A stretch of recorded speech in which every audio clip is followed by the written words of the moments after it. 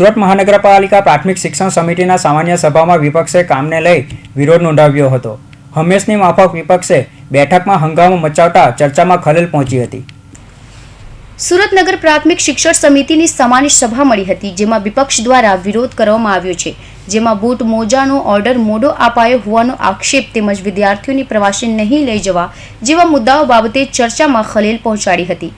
જ્યારે 22 તારીખે શાળામાં રજા આપવાની માંગ કરવામાં આવી હતી, જ્યારે શાસક પક્ષે જણાવ્યું હતું કે રામ મંદિરની ઉજવણી શાળામાં કરવામાં આવે તેમજ નવા સમીકરણને કારણે એસએમસીની 35 જેટલી શાળાઓનો કબજો મળ્યો ન હોવાનું જણાવ્યું હતું.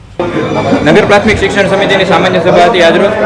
સૌપ્રથમ તો પહેલી મારી રજૂઆત હતી 22મી જાન્યુઆરીના રોજ જે અયોધ્યામાં ભગવાન રામલલ્લાની ભવ્ય પ્રાણ પ્રતિષ્ઠા થવા જઈ રહી છે અને આખું વિશ્વ એનું સાક્ષી બનવા જઈ રહ્યું છે, ત્યારે નગર પ્રાથમિક શિક્ષણ સમિતિની શાળાઓના બાળકોને, શિક્ષકોને, વાલીઓને રજા આપવામાં આવે તો એ લોકો પણ ઐતિહાસિક ક્ષણની સાક્ષી બની શકે અને કાર્યક્રમોમાં જોડાય છે. બીજો એક વિરોધ એ હતો કે દર વખતે જે સામાન્ય સભાના અહેવાલ લખવામાં ગોટાળાઓ કરવામાં આવે છે, તો એના કરતાં બેટર છે સામાન્ય સભાને લાઈવ રેકોર્ડિંગ કરી દેવામાં આવે. બીજા બે અગત્યના મુદ્દા એ હતા કે બે એજન્સીઓ જે બૂટ મોજા અને યુનિફોર્મનું કામ કરે છે, વારંવાર ગોટાળાઓ, વારંવાર ગેરરીતિઓ, વારંવાર વિતરણમાં ગોટાળાઓ કરવા છતાં એ એજન્સીને રિપીટેડ લાખો રૂપિયાના, કરોડો રૂપિયાના વર્ક ઓર્ડર આપવામાં આવે છે.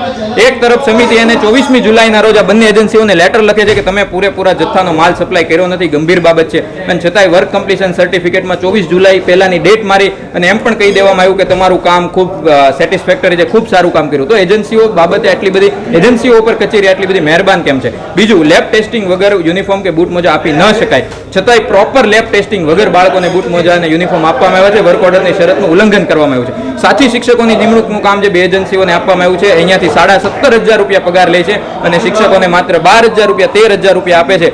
દર મહિને લાખો રૂપિયાના વધારાના પૈસા કચેરી, સમિતિ એજન્સીને ચૂકવે છે. તો આ શિક્ષકોના અધિકારોના પૈસા, બાળકોના અધિકારોના પૈસા આ બધી એજન્સીઓની પૂર મહેરબાની કરવામાં શા માટે વાપરી દેવામાં આવે છે? તો આ તમામ મુદ્દે આજરોજ વિરોધ નોંધવામાં આવ્યો.